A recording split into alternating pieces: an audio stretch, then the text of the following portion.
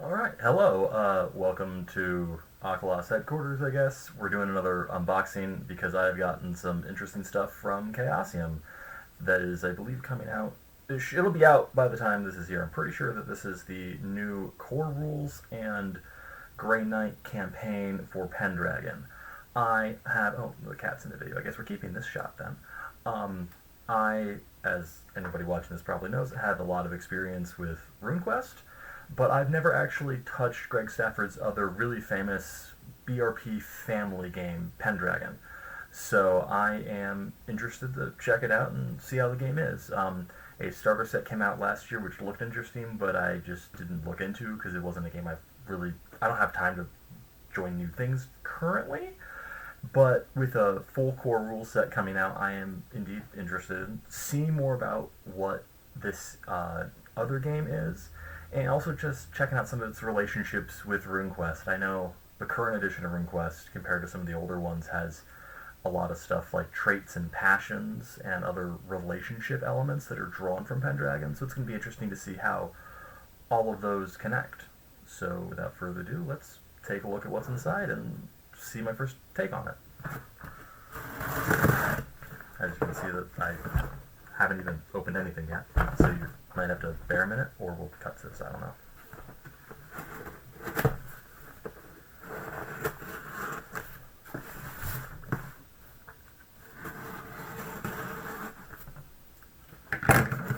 Guessing there will be another thing to cut as well once we're inside. Chaosium, one of the things they do really well is almost everything I've ever gotten from them has been super packaged and really careful to make sure it's getting in good case. So there's a real chance it's going to have another layer in here. Leave that for later. Yep, and I was right. So, this is pretty much standard. Just about everything I've ever gotten from Chaosium is a couple layers of packaging, which is nice because I think I've only once ever had something that was actually had a dinged corner or anything, which I don't really care about them myself. But I mean, I know that it happens all the time. It's not weird, and it's cool to see that there's a company that's at least doing their best to make sure that doesn't happen. So, and yes, I was indeed correct.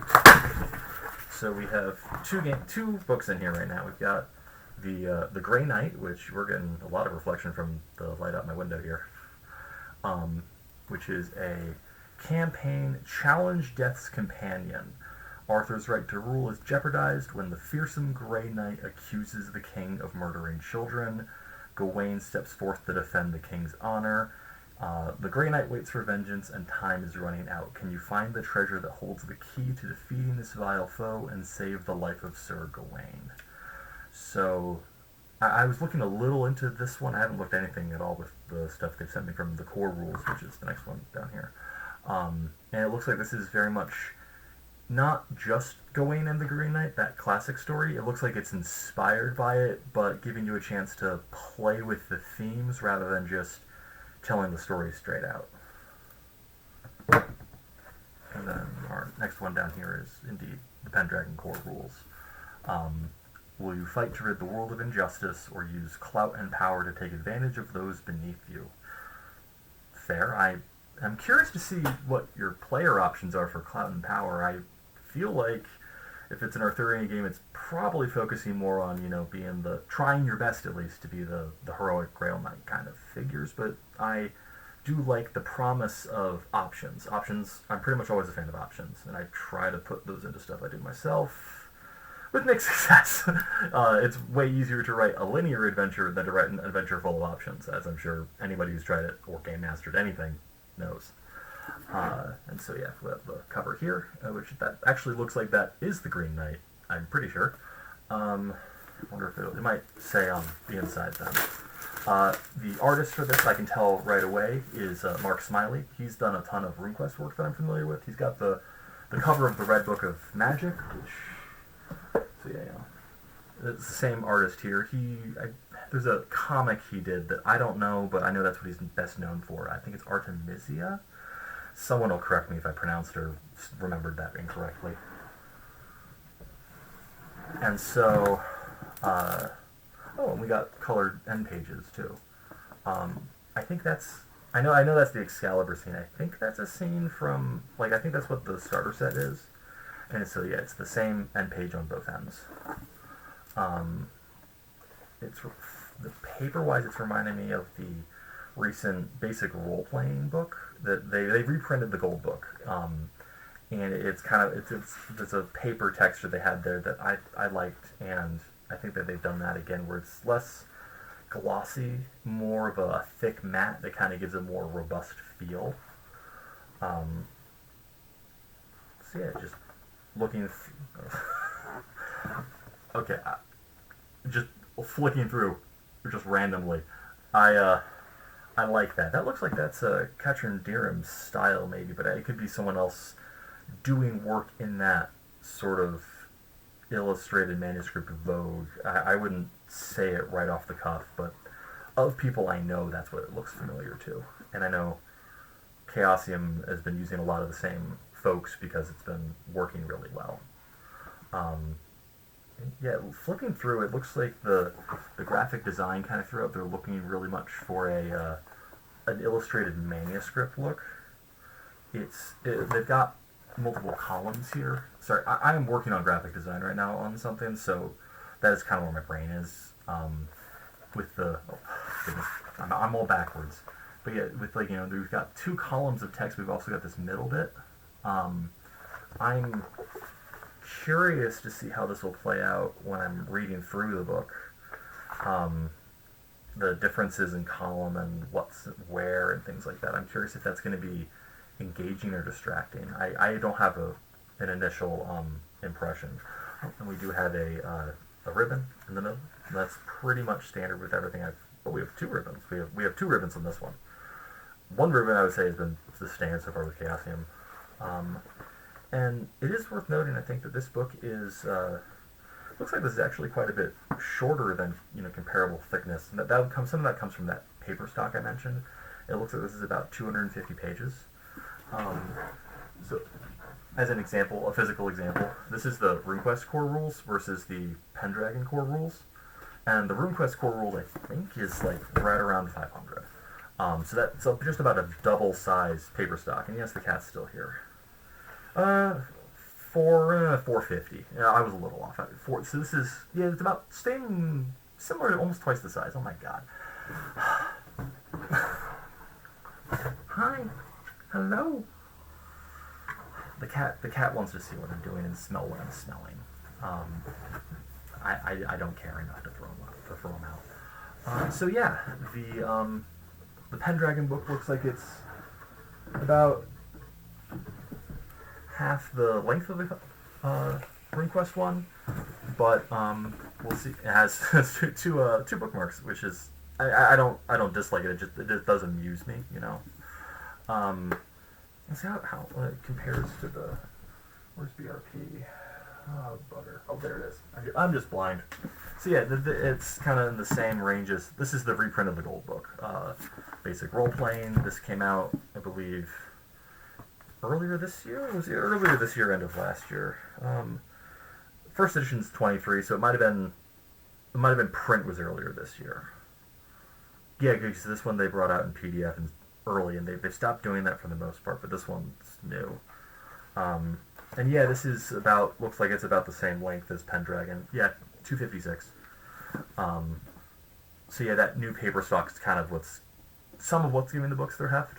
I don't want to say, the paper stock is deceiving how long things are. I don't think that's not somewhere I'm trying to go here. I'm just trying to compare them. I do like the just general feels, it's a core rule. It feels a little heftier than, the splat books like the Colts books, for example. So I suppose I should try to be a little more formal with this. It's hard for me to care. Wow, they actually have a list of all the tables. Cool. I haven't seen that in a long time. I don't know if I've seen that since anything I was reading from Warhammer. So yeah, the contents.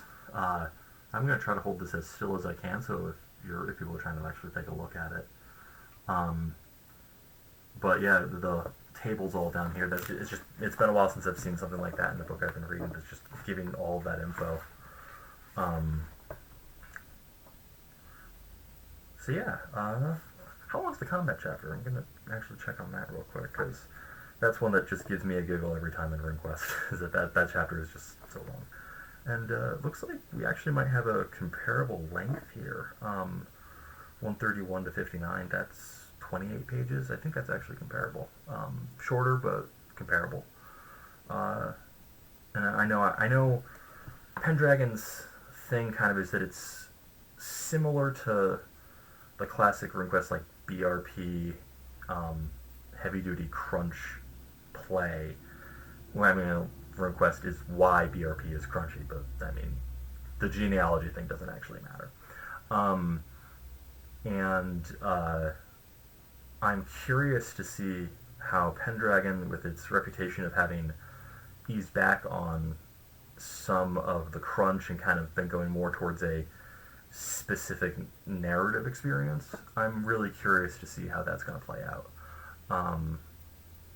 I've heard numerous times that Pendragon's basically the best thing Stafford ever did, including from some guys who are really into RuneQuest itself. And I know Glorantha very much, I would say, is his like thing that sticks out. That like if someone knows a particular thing, they probably know RuneQuest or Glorantha. And so I am really curious to see if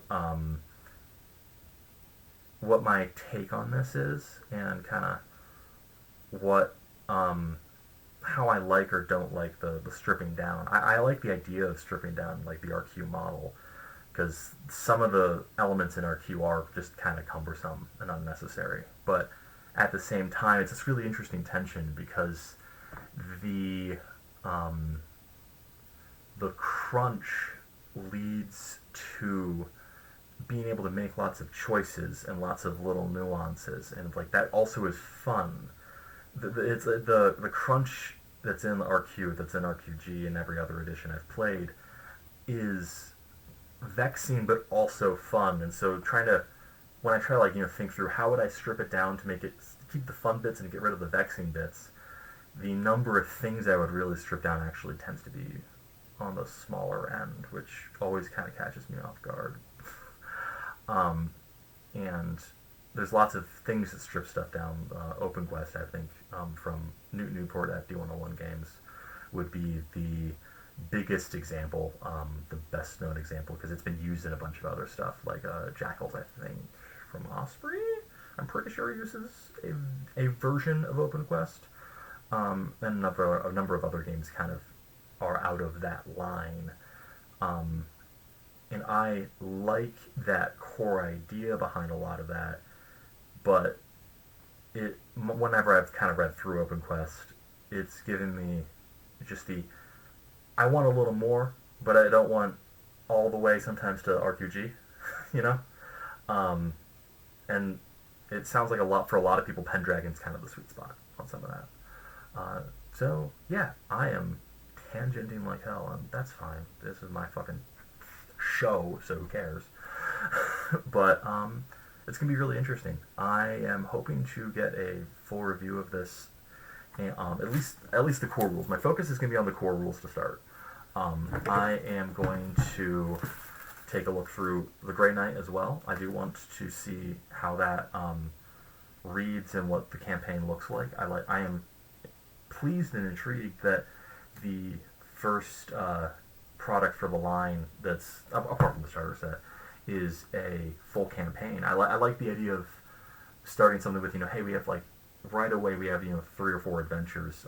I really like the Swedish publisher Free League, in part because they did the same thing. I got into them with Forbidden Lands, and their Forbidden Lands RPG, when it came out, it had like 12 adventures or something. It had this enormous pile of content that I was like, oh, this first batch of stuff I could play for like a year easily.